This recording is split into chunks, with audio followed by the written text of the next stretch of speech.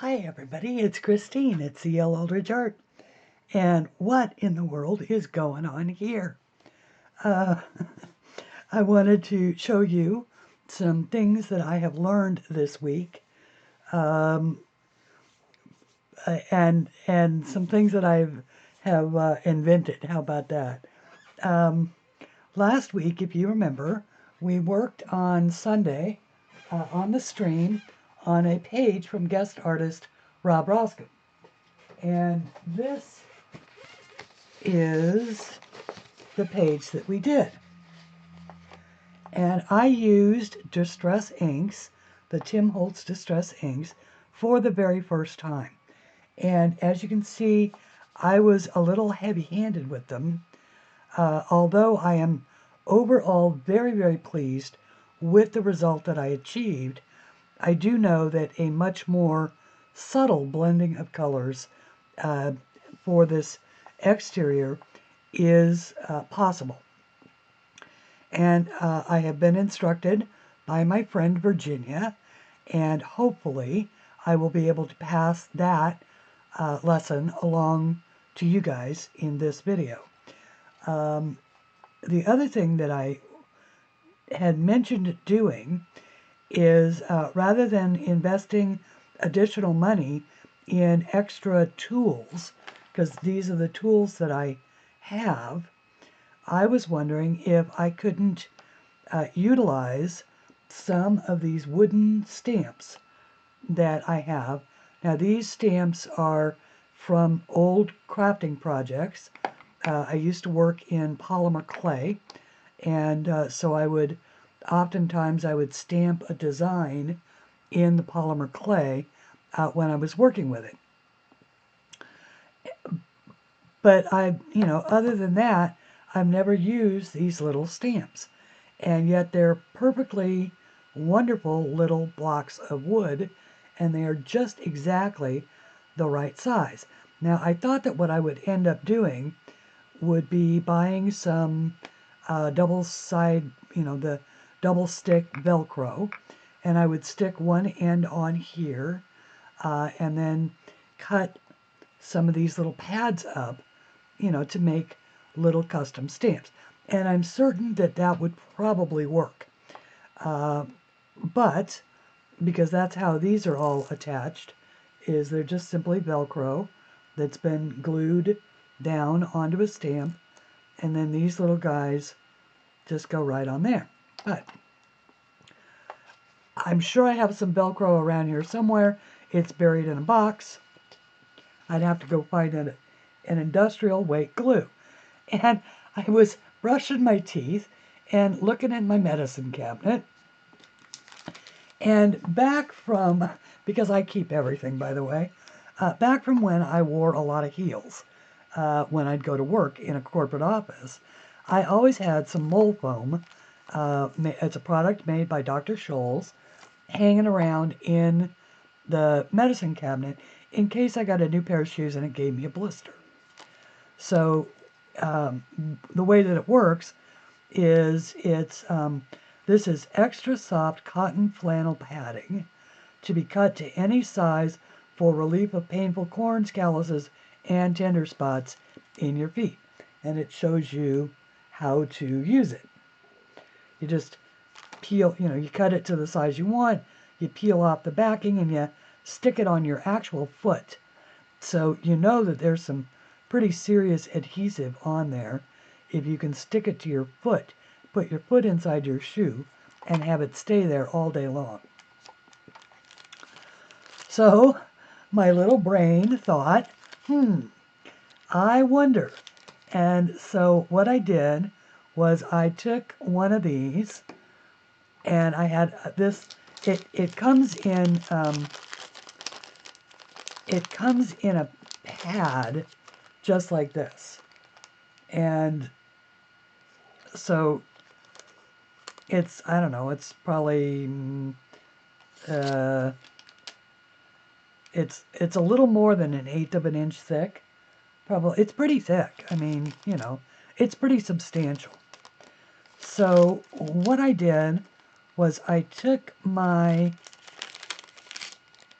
a little bit, and you can see that I had a blister, and it was painful, so I was cutting out a center and then putting it on my foot.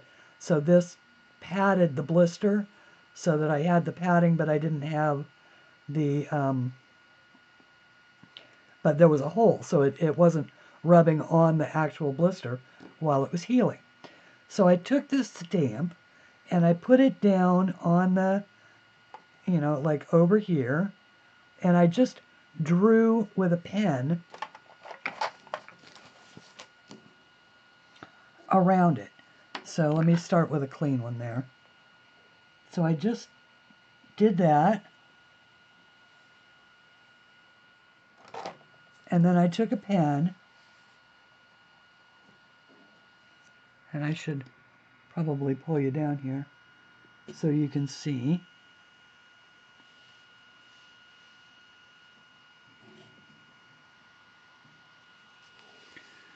I just took a pen and marked one side, and then marked the other side, and then just used a sharp pair of scissors and cut it off. So these are my office scissors.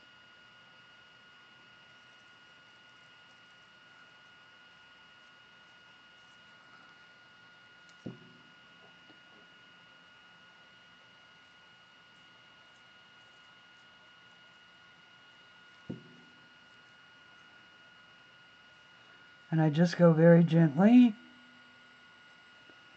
until I finally cut enough of the fibers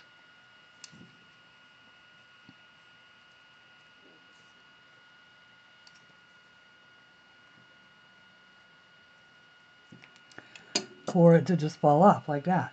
And that way I don't ruin the whole rest of it, because I want to use it on other stamps. So you make sure that this is really clean. You like brush it off with alcohol and all of that. I have, if you have any. If not, I just washed it and dried it. And then you just take this and you peel off the backing, just like this.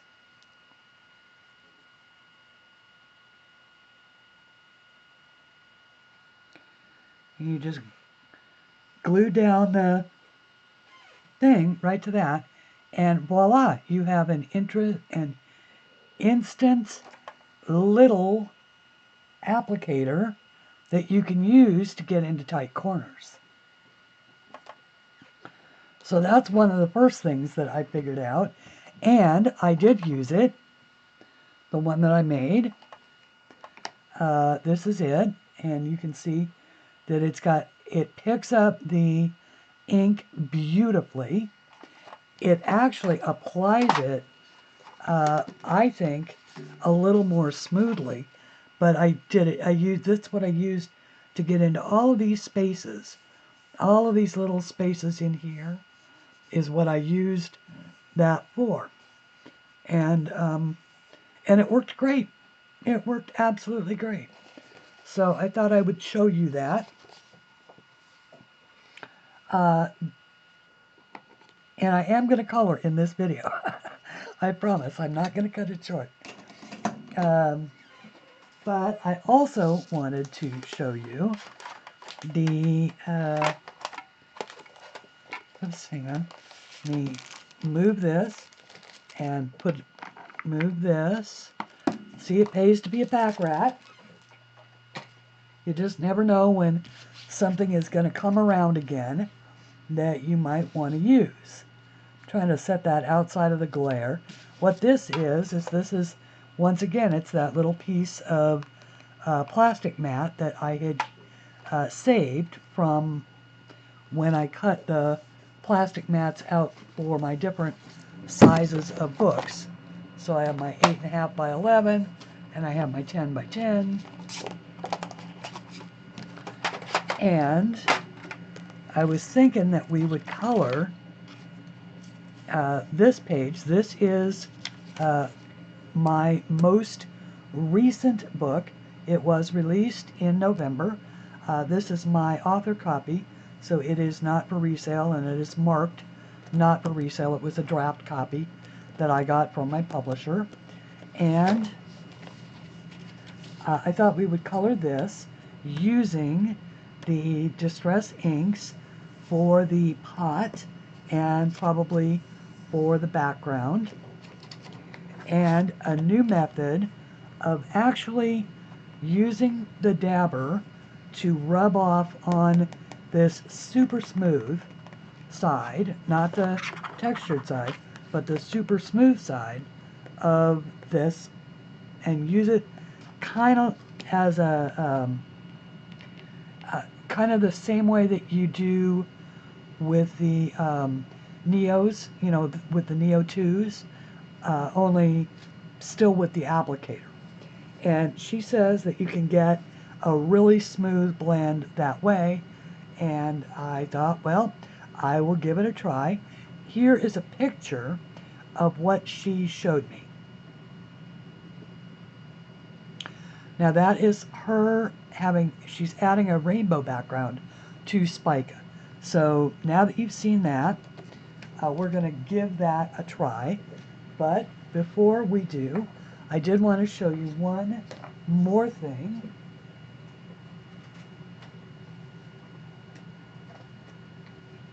Hang on, I'm coming up with it. Because I already put it away. If you've looked at my Etsy shop today,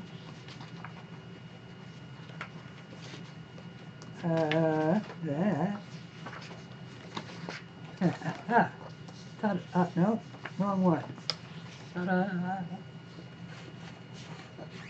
You may have seen my new drawing. This one is called When Dragons Call, or Dragons Come Calling. Sorry, Dragons Come Calling. And it is for sale in the Etsy shop as we speak. It is, as you can see, it's got an ornate gate and a patio and all the same stuff it had before. It's just been completed. And so it is now a completed piece. We have, of course, dragon markings and all kinds of things done. My take on the Celtic rune system, I don't like it. I think it's, you know, I think that some of the runes are very attractive, so I decided to make my own, you know, various plays on Celtic knots. So at any rate, this is for sale now. It is the second in the Dragon series. Whether or not there'll be an entire book, I don't know. But this was the first, which is Little Spica. And this is the second, which is Dragons Come Calling. So, there's that. Alright, let's give this a try. And we're going to use the big one. I'm going to try a little bit of this with the same big applicator that I used last time. And in order to probably preserve, while we are experimenting with this for the first time, I will, what colors do we might want to do? Just trying to think what color. How about since I'm going to try and go very, very light, how about a blue? We'll try a blue, and we'll try a clean one of these. These are kind of stubborn. Ooh, there we go. Got it. Okay, so now what Virginia tells me is that when you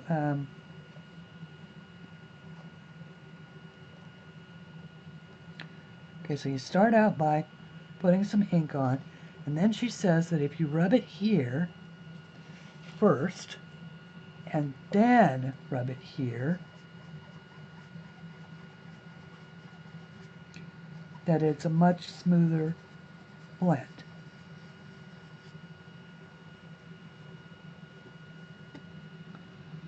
So I can get you down there so that you can see it. I realize that the light might be a little harsh for that. But here's the deal. Apparently, you can keep going back over to that and picking up more ink before you have to dip into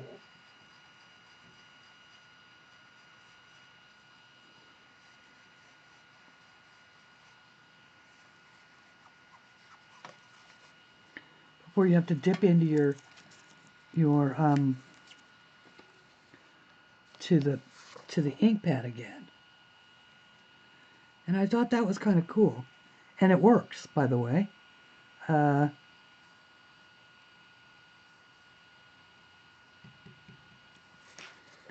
think it works. Trying to make sure with that light all the way over there, I'm picking up a big shadow. So I apologize for that. Let me see if I can move it. Keep the shadow a little bit less.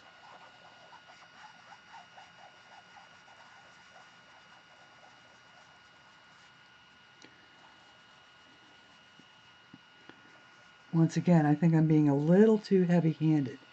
I think you just have to be super light. So I'm having to learn super light-handed all over again.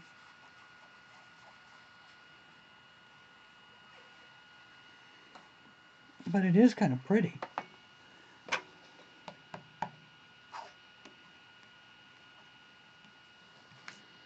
Okay. Coming over here. And now I'm actually rubbing quite a bit off because I got quite a bit on there. And now I'm just trying to be very, very light. Oh, yeah, see now that does work better.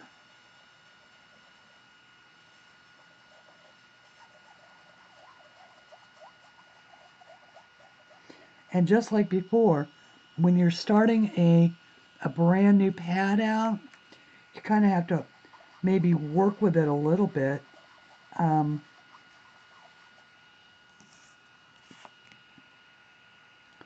Maybe work it a little bit on some other things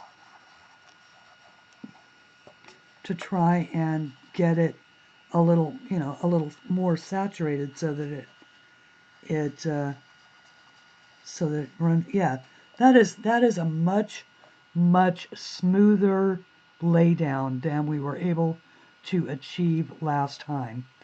Let me see if I can really kind of make that show for you. See how much smoother that is than it was before? And the puffiness, the little leaving of the white spots is great for the effect of how that works. So there should still be plenty of ink here on the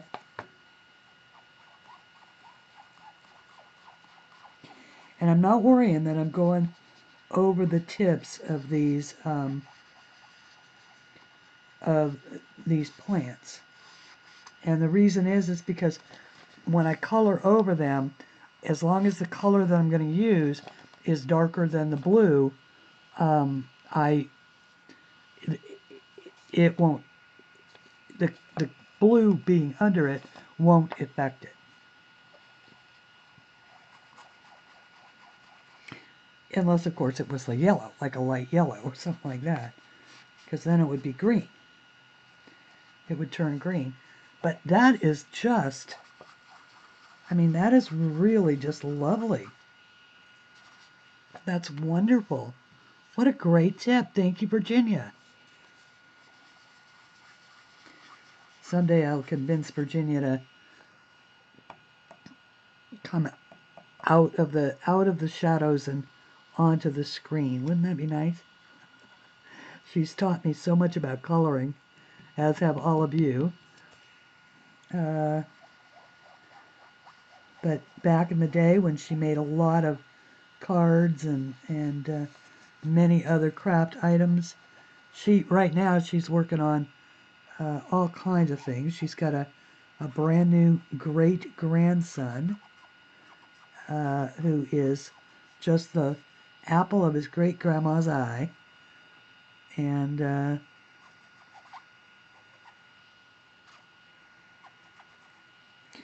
so she's been busy making him all kinds of very, very cool things that I'm certain that his mother will probably put away for him after he's outgrown them or whatever, for his own kids, because they are really beautiful keepsake items. She made him a pair of fur-lined mucklocks that she crocheted for him, and they're amazing, absolutely amazing, in baby size. They're just adorable.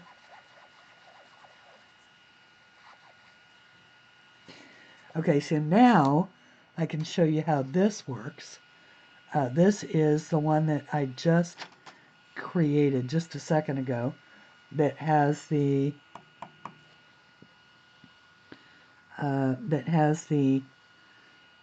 moleskin. So I got a little bit on there, and now I'm going to rub it off onto this thing, onto this, and hopefully be able to get into some of these little. See how that works? It works just great to get you kind of closer to these little areas.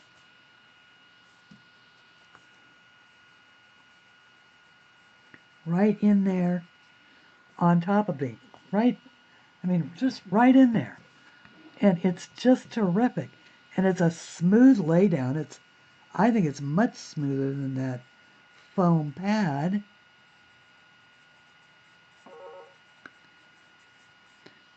I don't remember what the relative cost of mole foam is in relation to what the replacement pads on these are. But if there were any cost effectiveness in using the mole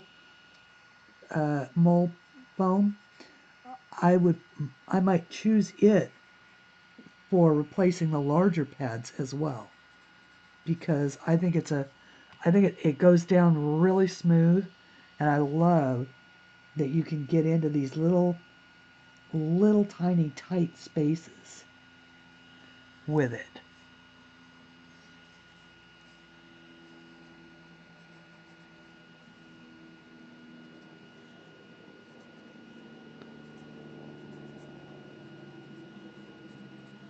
Cool. Oh, I love it, I love it, I love it. I love to play and experiment and do all of that kind of stuff with our coloring.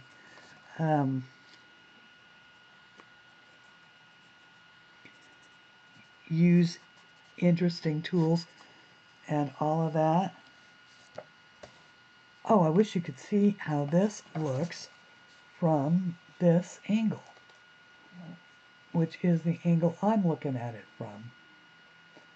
I think it's so pretty. Maybe turn it away from the light so that there's not quite as much glare. Okay, well done, Virginia. Now, of course, what would be interesting, I think, is to put up the blue for a second and see if we can add a little of a, and what I did there is I'm just sort of cleaning off the pad a little bit, just so when I put it away in here, that it doesn't, you know, turn everything it touches blue. Doing the same thing with this one.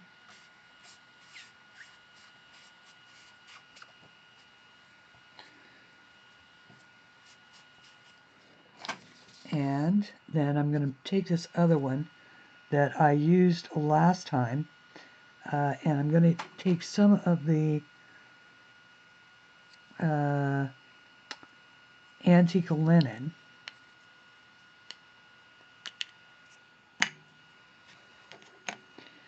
and just sort of go into some little swirls just to kind of add a bit of visual interest.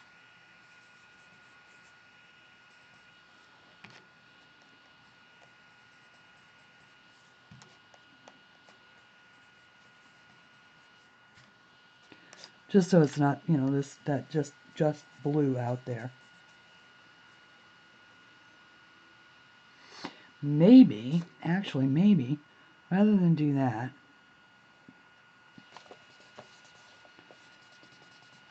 maybe, because it just occurred to me that it might be pretty with some pink.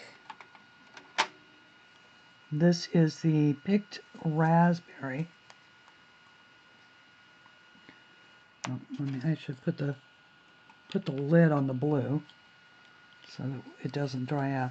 By the way, that was the Salty Ocean. It happens to be the only blue I have. Right after Sunday's show, I do admit that I went to Amazon and added the rest of these to my lists, because these are just so fun to play with. They really are fun to play with. Okay, so now I am using the same one, and I've never used this color before, so I'm not certain what to expect, so I'm trying to rub as much of it as I can off.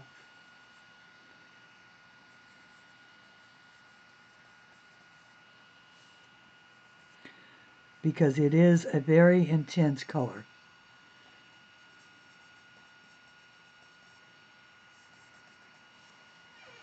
Oops, I apologize. I did not realize that I was off the screen there.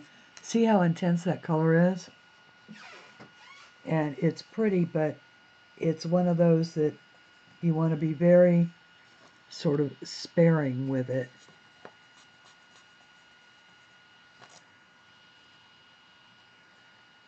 Maybe just a little bit here and there, but not everywhere.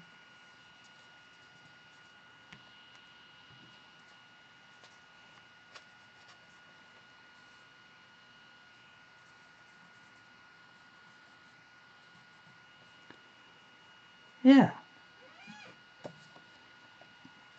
Okay, I like that too.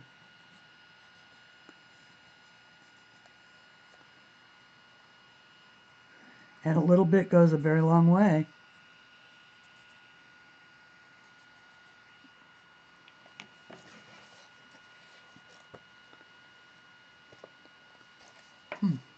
Just like that.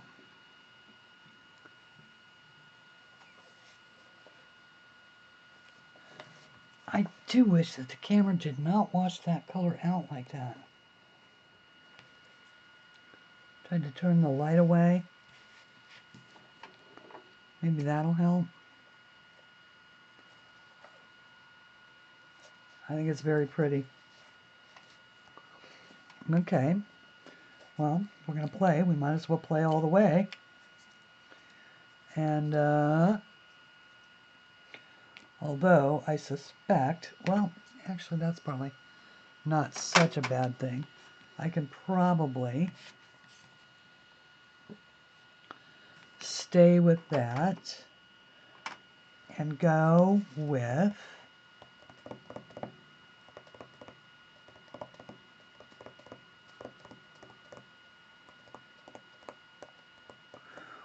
what I was going to say, working maybe work. I'm trying to figure out what to work down here. Green, go in from blue to kind of green down here. Now let's try it. Let's try it. What's the worst thing that can happen? We don't like it.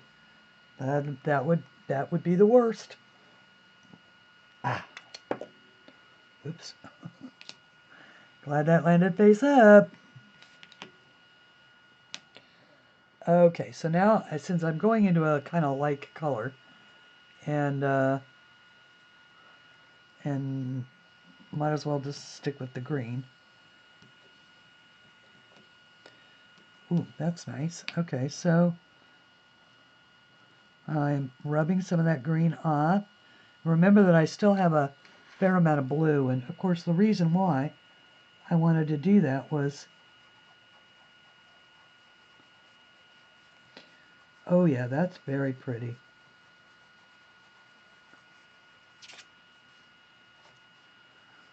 Oh, that is very, very pretty. Oh, oh, I'm liking that.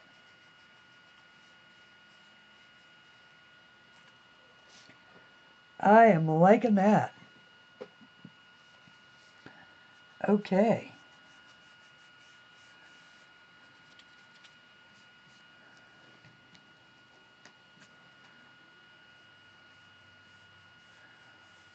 And the key really is rubbing it off on this thing, and so that you can get it just really, really smooth. I am liking it.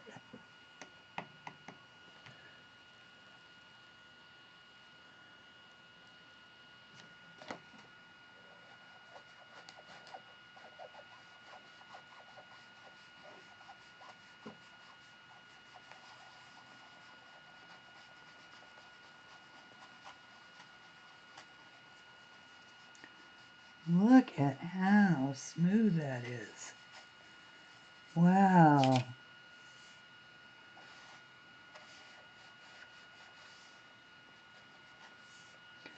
Oh, that is wonderful. That is really, really wonderful.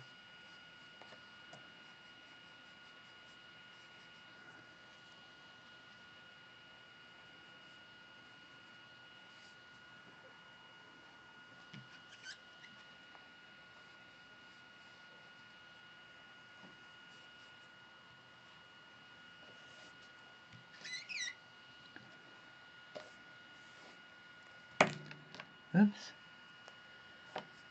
Okay.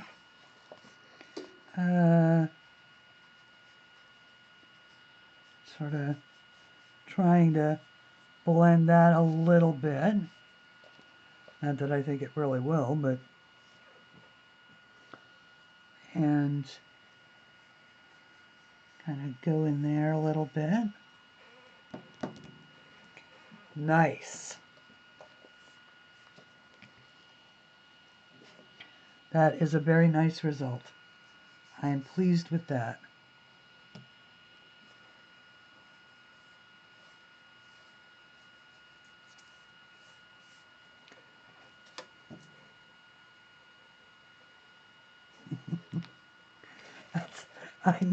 It's just impossible for you guys to actually get the depth of that color from here. Let me see if I can, maybe, if I do that. I don't know if that will make it better or not.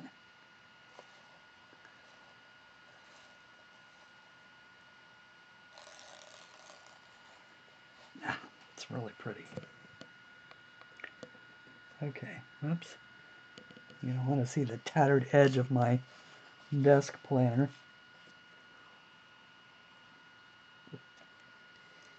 Alright, now maybe if I turn the light back around. Okay, so this will be the end of part 1 of coloring this basket of flowers, or this pot of flowers. And I'm going to take a quick break, but I'll come right back, and we'll continue on.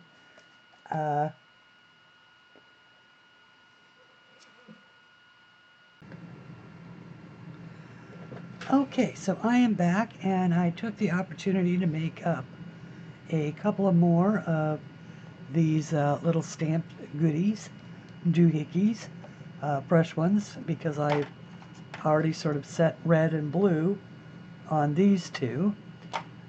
So I figured that we would work on this, and I also want to do it in the distressed inks, and I was thinking of making it a bunch of shades of brown and then making it speckled, and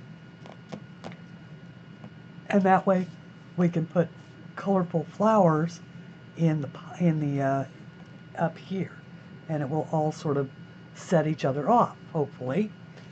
So let me zoom the camera down a bit and make sure that I've got good focus.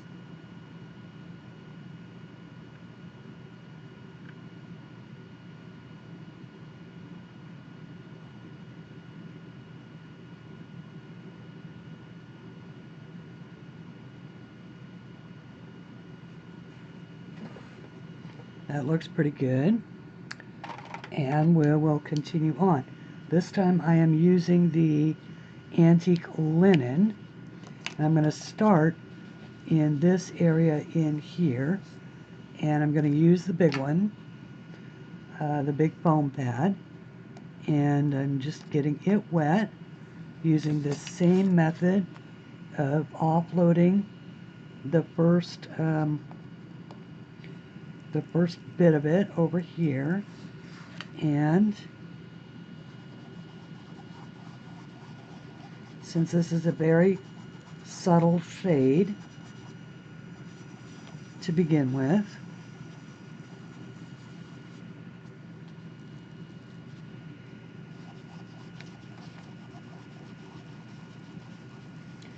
I'm starting with it in the center, and then I'll work darker as I go out to the edges.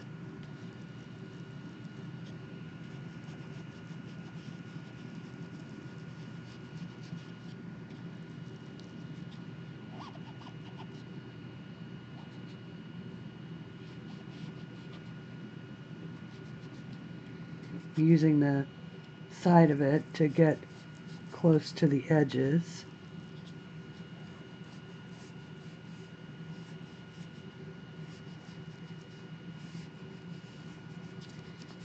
It's just a very, very, very subtle shade. Okay. Then I'll switch to a smaller one.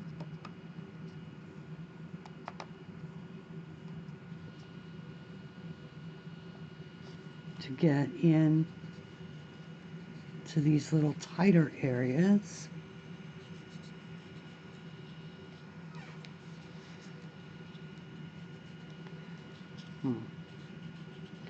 That creates a terrible shadow. Hopefully it doesn't make it so that you can't see what I'm doing. I've noticed that in a bunch of other people's videos that it's hard to, you know, when their hand gets in the way, or you know, they have to create a shadow of some kind, and it becomes very difficult to see what they're doing.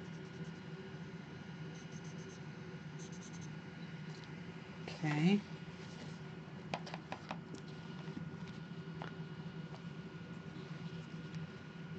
But sometimes it just can't be helped.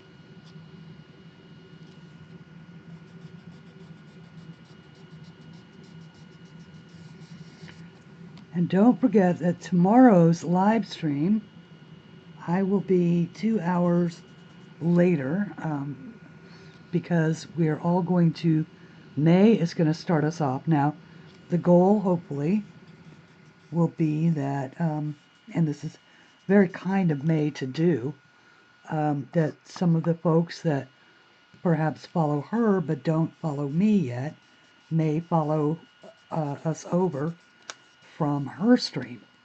So she goes on at 2. Hopefully some of the folks that attend her stream will come over and attend and subscribe to my channel. And, whoops, now, see, I rubbed, and I should not have, in one spot there for a little too long. And I got a mark. But I should be able to cover that up with my darker shades.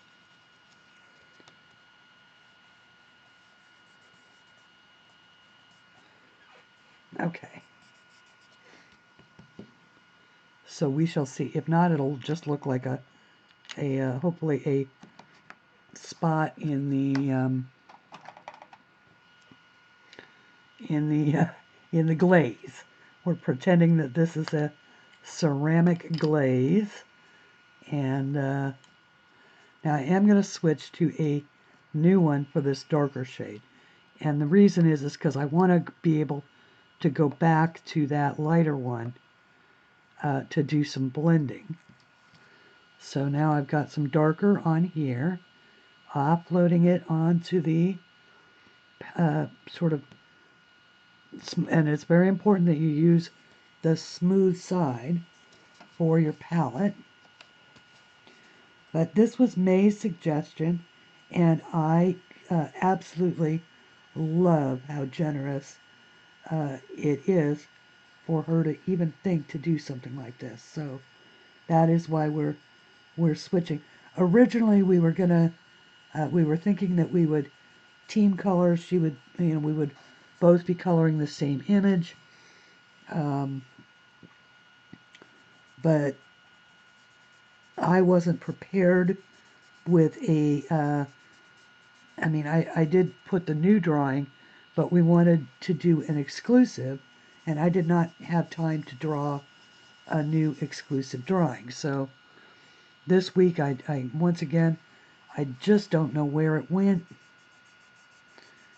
But it got away from me. So as of right now, she's going to be coloring a picture of her choice, because, she likes to color people, and I don't really draw people, so. And then I'm going to be coloring a drawing from another book. I'm going to be doing one of the birds from Flowers and Flyers. So quite probably the, it's called, what is it called? Well, I'll tell you which one it is. It's the it's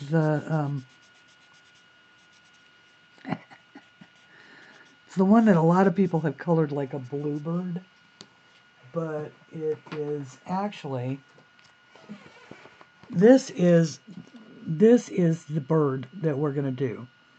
Now, a lot of folks have colored this as a bluebird. It is actually, and I know the name of it, and I will have it prepared by tomorrow. But it's not a bird that you see all the time, but it's unique to North America, and it's beautiful. I mean, it's a beautiful bird, and it's all done in grays and reds, blacks, yellows, all of that. So we're going to be doing that bird, which is in my book, Flowers and Flyers. That is a scarlet tanager. And this is, I want to call, it's not a Baltimore Oriole. It's something about a gold wing. Well, I'll figure it out. I will figure it out. That's the Baltimore Oriole. And those, of course, are the cardinal pair. And this is a painted bunting. And painted buntings can be done either in green, blue, and purple, which is the true painted bunting, or the blue painted bunting, or the blue bunting, which is actually a bluebird. So, but we're going to be doing this one on Sunday's stream tomorrow. So, because I haven't colored in Flowers and Flyers on stream yet. So that is why I'm doing that one. Okay. So now, as you can see, this little applicator really can get into those tight spaces. You see, I was actually able to work that mistake I had made earlier in to the overall design here.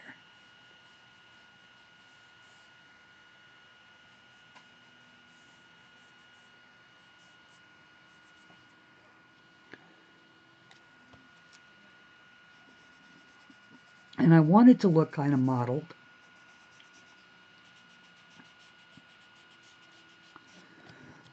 Like a, you know, like it would if it was rustic glazed. And I can, of course, I can add shading or corrections later with pencils, because I'm going to be coloring with Prismacolors here.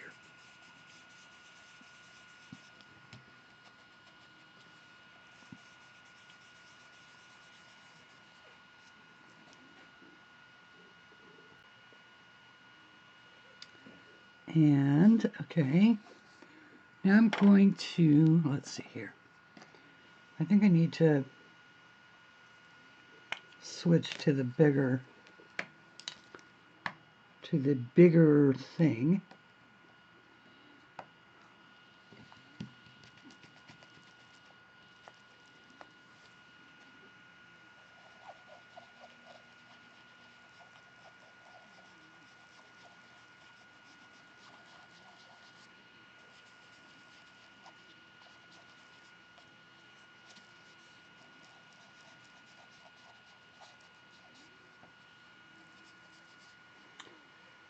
Yeah, that kind of wasn't the intended effect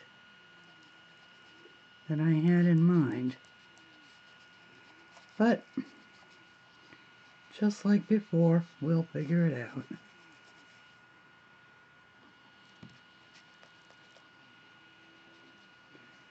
Maybe I should have stuck with the smaller one.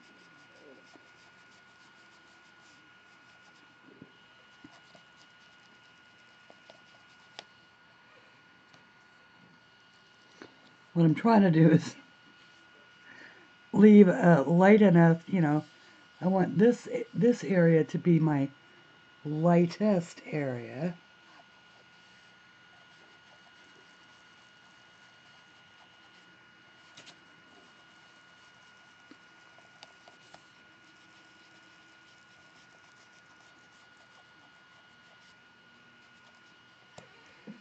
Yeah, I kind of got a little dark there. I wonder if I can lift that out. Oh, that is a good sound. I put up the, that's the dragon drawing right there. I put that in my Etsy shop. So hopefully, and by the way, I do have a plastic sheet under here. And see how you can lift some of that out? I'm hoping that that helps. But now I don't want to rub on that because it's wet. So I'm going to steer clear of that particular spot, at least until that's had a chance to dry. So I'm going back to the smaller of the, and I'm going to try and get a little bit in this area up here.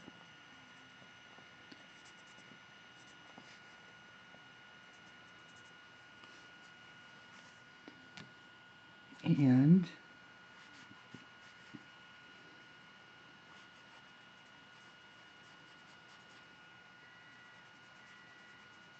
a shadow.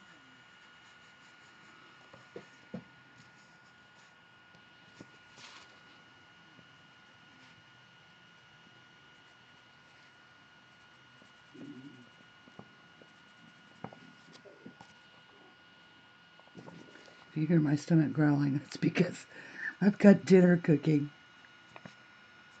and I can smell it.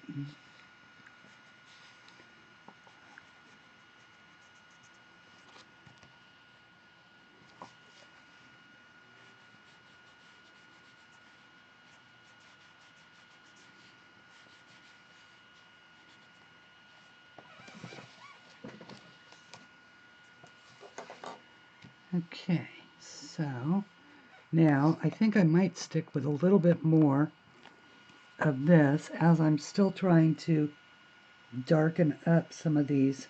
Whoops. Oh, well, that was dumb. Look at that. I went straight into it without having first offloaded some of that. I'm dipping this little thing in water and seeing if I can't lift some of that out.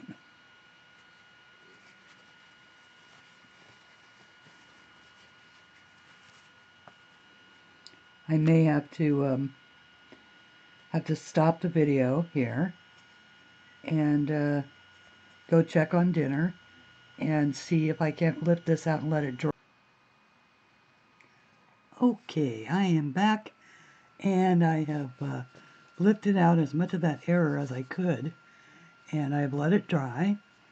I've eaten my dinner so my stomach is no longer going to growl, and we're going to continue on and hopefully fix this. Now, one of the things that I did remember as I was contemplating having made two errors right on top of each other is something that I saw over at K. Warner Design. And K. Warner Design is a channel where she makes primarily cards, but she uses a lot of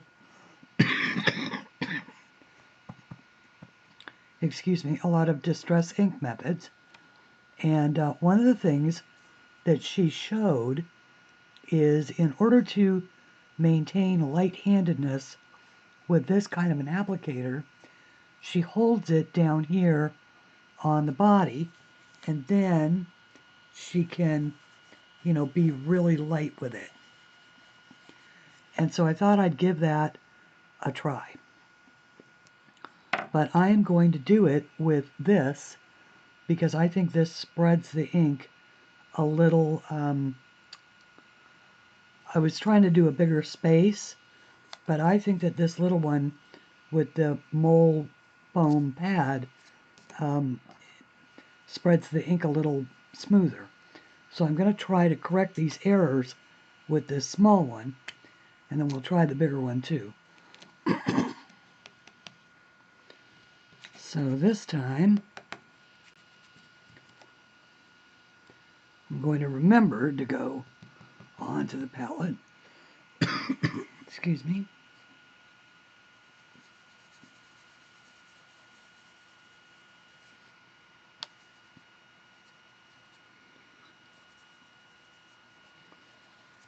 And of course, I could have dried that with a hairdryer, but the bottom line is that I don't have enough of a plug area here in my office. I've already got my, this room only has 2 outlets, And between my computer systems and the lamps and stuff like that, I'm afraid that if I plug in one more thing, I'm going to overload the circuits. And that would not be a good thing.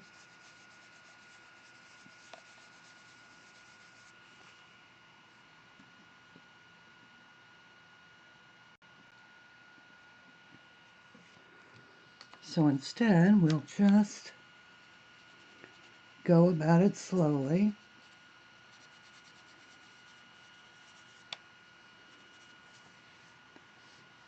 And see, it already looks better over here. So when you make mistakes, don't panic. Just take a step back, think about them.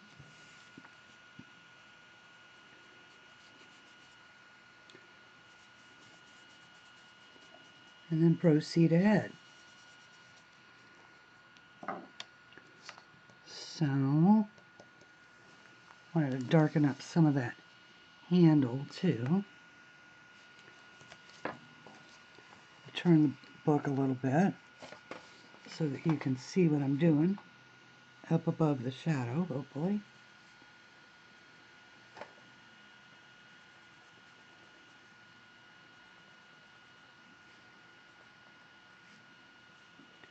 Just trying to darken the inside of that. And of course, if it were really too tight of a space, I would just end up having to go for it with pencils later. And I realize that's hard to see.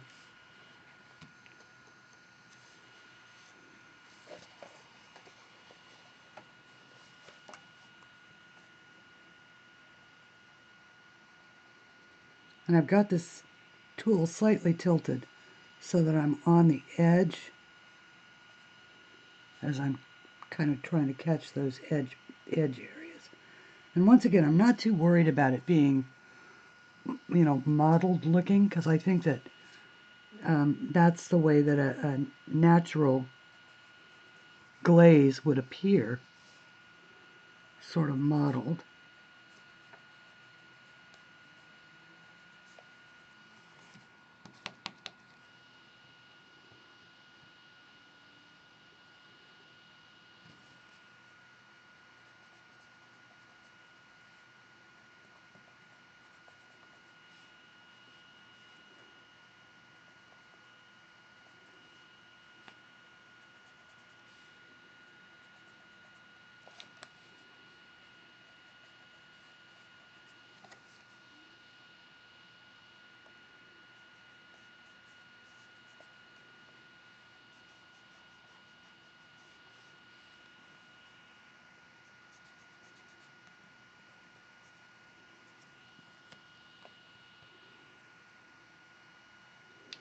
If I miss little parts around the edges, I can always go back in and fix those with pencils later.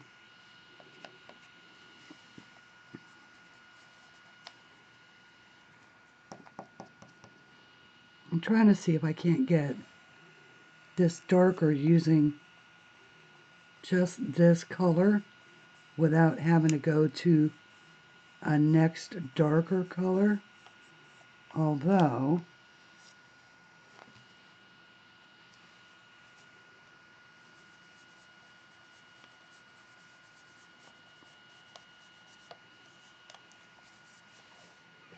a next darker color might be just the ticket.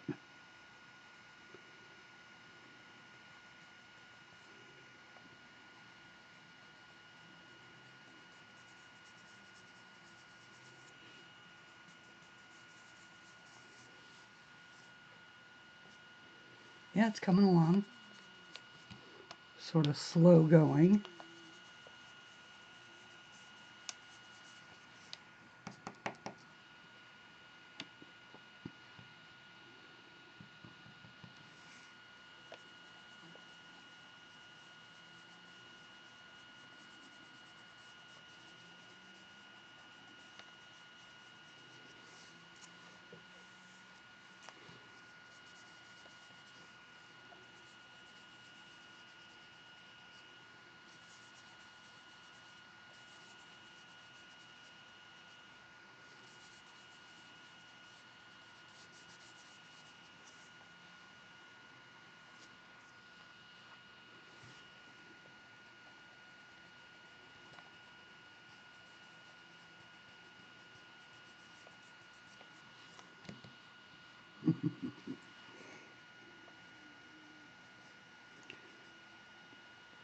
I like being fully absorbed in a project. I have not had a chance to color all week. Although, you know, for the life of me, I can't figure out what it is I've been doing. I finished the dragon drawing, and that was a big deal, since it's still a relatively new thing for me to draw. It's a little slow and sort of tedious while I do an awful lot of experimenting and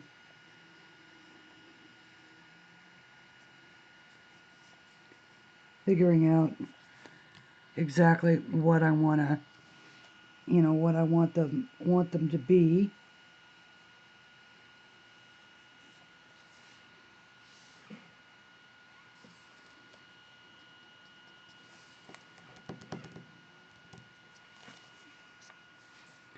Yeah, I think that I'm liking the idea of just sort of making some areas that are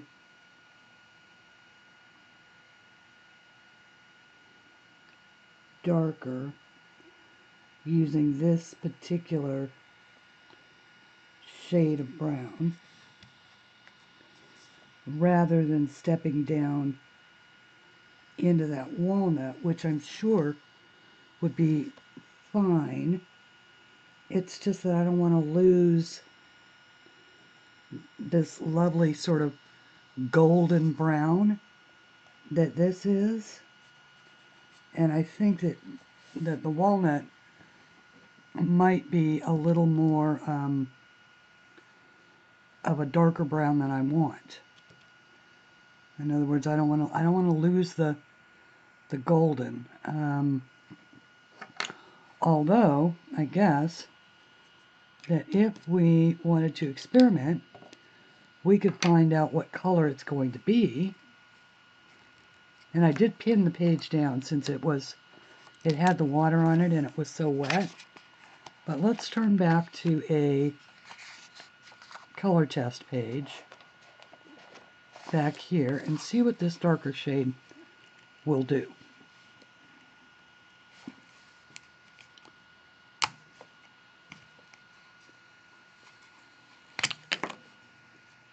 Oops. Ah. I wonder if that would work. I wonder if you could stamp a little bit of that directly on the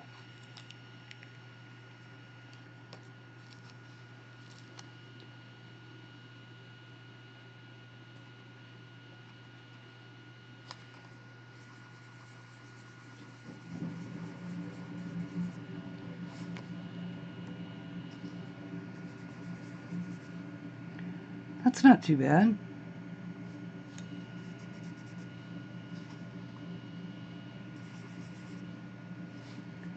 Let's give it a try.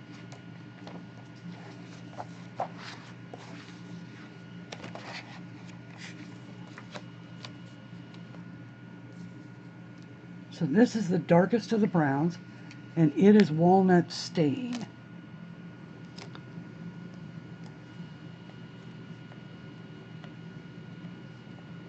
I'm making sure that I rub quite a lot of it off.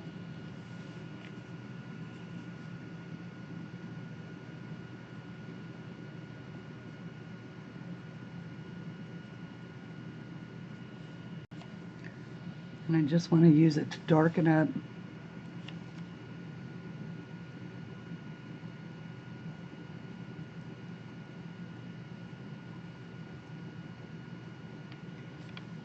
the very outer edges.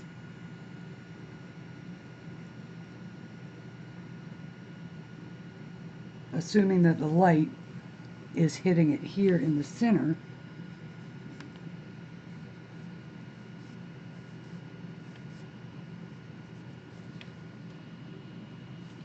Then the darkest portions would be out here on the sides as it's curving around.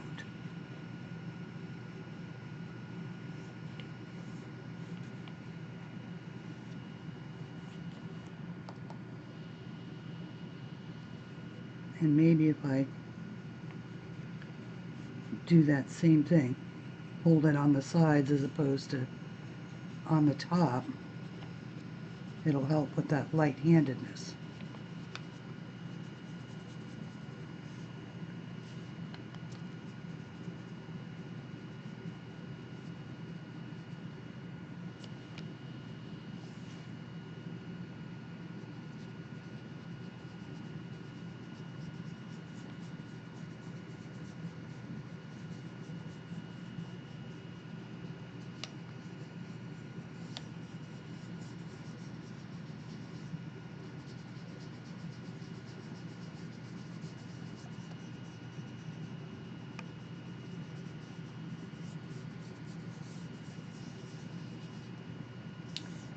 I'm just trying to make sure it's all blending in. Now I'm going to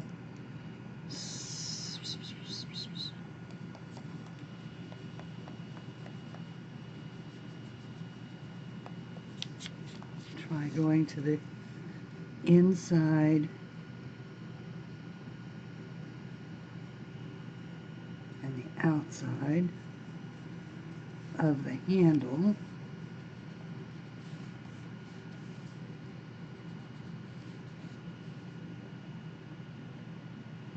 Okay, and then maybe I'm just using the corner of it. Like everything else, it just takes, it's going to take a little practice to get really good. So these first few drawings using Distress inks are probably not going to be as good as the ones that I'll be able to do later. And it's just a matter of learning the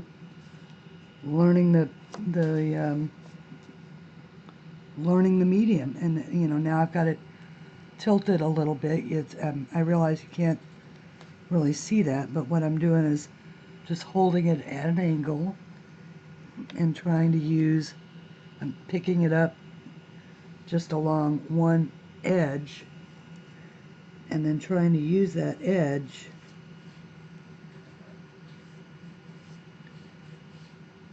in just those areas.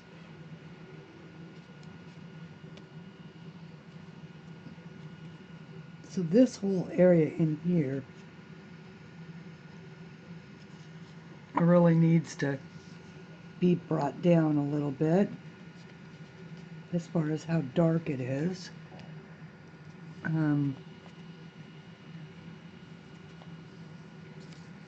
But I don't want it to be too much.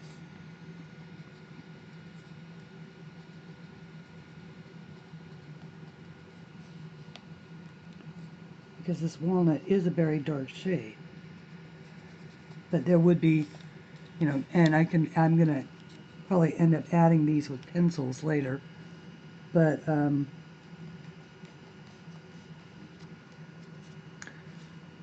there would be shadows being cast underneath these flowers.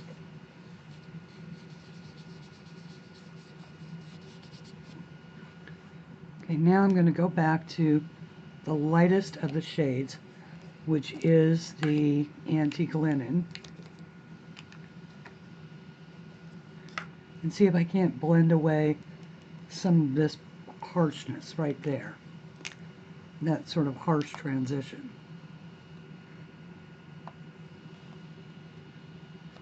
And I'm just going right over that darker brown here on the palette, just in case it wants to pick up a little of that.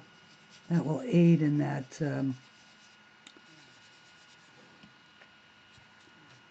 that sort of shadowing, or you know, making that a smooth transition.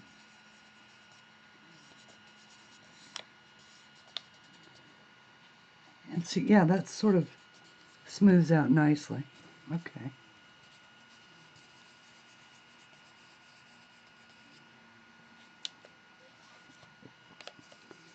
I want to give it a warm glow.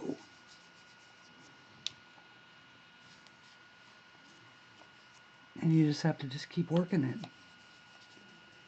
Just keep working it until you get it right where you want it.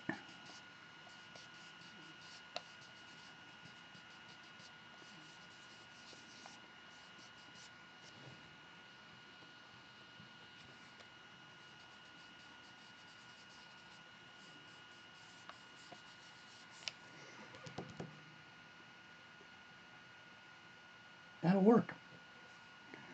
I think I'm going to call that good, and then fix any part of it that I don't like with the Prismacolors later on. But that's a pretty good base and a pretty good start for a nice glowy pot.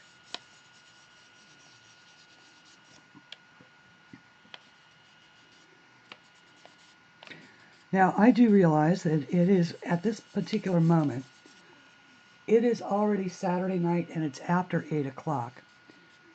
My anticipation is that this video is probably going to run about an hour or so.